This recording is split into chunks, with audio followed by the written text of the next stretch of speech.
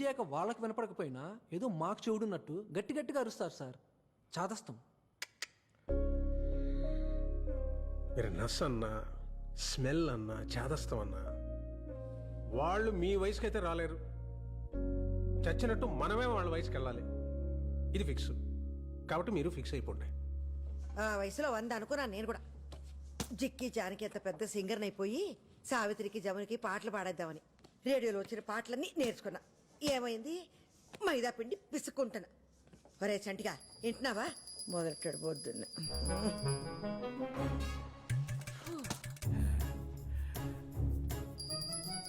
ఏంటదే?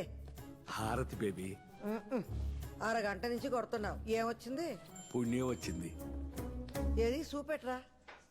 పుణ్యం ఎలా చూపిస్తాం? 20 రూపాయలు కొబ్బరికాయ, 5 రూపాయలు అగరబత్తి, 3 రూపాయలు కర్పూరం ఇవన్నీ పెట్టిన పెట్టుబడి కనిపించినప్పుడు వచ్చినప్పుడు నీకు కనిపించదే?